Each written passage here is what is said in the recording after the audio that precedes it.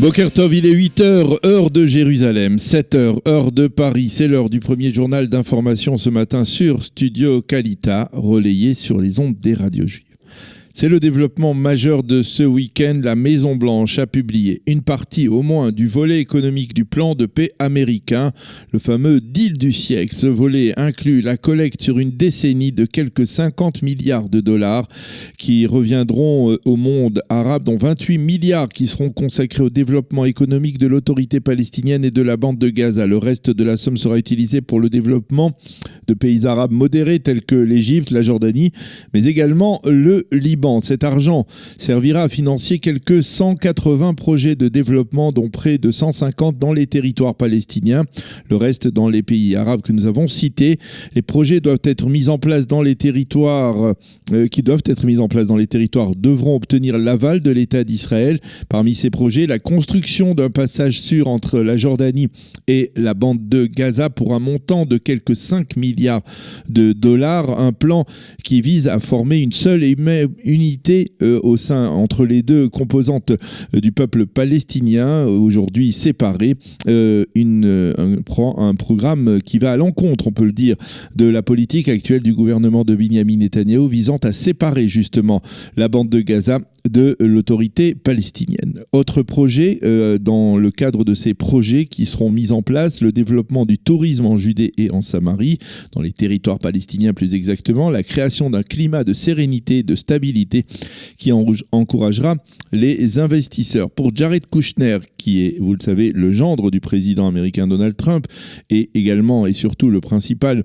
artisan de ce deal du siècle, ainsi que l'organisateur de la conférence au Bahreïn qui doit se tenir mardi, il ne s'agit pas seulement d'un plan de paix, mais d'une occasion historique et unique pour les Palestiniens. Le problème, c'est que les Palestiniens ne semblent pas s'émouvoir de la présentation de ce plan.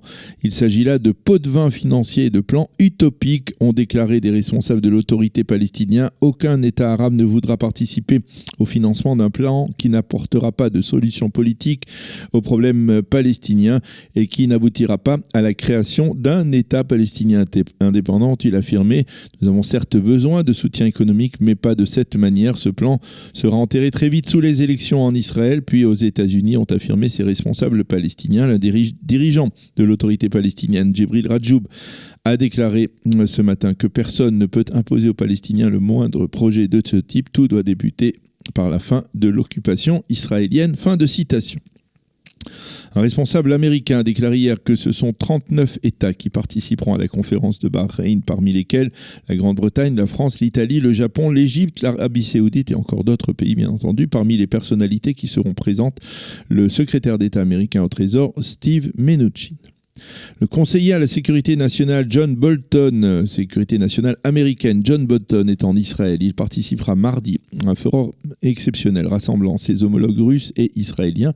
Mais en attendant ce forum, Bolton rencontrera aujourd'hui le Premier ministre Binyamin Netanyahou. Au cours de cet entretien, il sera bien évidemment question de la tension très extrême dans le Golfe Persique, tension très vive après l'interception jeudi du drone américain par les Iraniens et après les menaces d'attaque américaines contre l'Iran. John Bolton doit également s'entretenir aujourd'hui avec le directeur israélien de l'agence à l'énergie nucléaire, Zev Snir. D'ailleurs, à propos de la tension dans le Golfe Persique, Donald Trump a déclaré hier qu'il n'avait jamais annulé l'opération militaire qu'il avait prévu de lancer contre les Iraniens après la destruction du drone, mais il l'a seulement suspendu. Le président américain a promis de durcir dès demain les sanctions économiques contre Téhéran, mais il a également affirmé qu'il attendait le jour où ces sanctions pourraient être levées et où l'Iran, a-t-il dit, redeviendra une nation prospère et productive. Pour Donald Trump, l'option d'une attaque militaire reste donc toujours actuelle. En marge, on a appris que peu après l'interception du drone américain par les Iraniens jeudi, les Américains avaient lancé une très vaste cyberoffensive contre des installations iraniennes et que cette offensive avait causé de sérieux dégâts technologiques aux Iraniens. Plusieurs milliers de Palestiniens ont manifesté vendredi dernier le long de la barrière de sécurité entre Israël et la bande de Gaza. On a constaté côté israélien que le niveau des violences palestiniennes était relativement bas et les forces de Tsahal n'ont pas eu besoin d'ouvrir le feu en direction des manifestants. Élection législative du 17 septembre. C'est ce soir que la convention du Parti travailliste doit choisir la date des élections pour la présidence du parti. Celle-ci devrait avoir lieu le 2 juillet prochain. Plusieurs candidats se sont déjà présentés à la présidence du Parti travailliste comme Amir Peretz, Stav Shafir et Itzik Shmouly. Mais on a appris qu'hier que Ehud Barak, l'ancien Premier ministre, avait décidé de ne pas se présenter sur la liste pour Barak. Il est préférable apparemment de se présenter sur une liste nouvelle.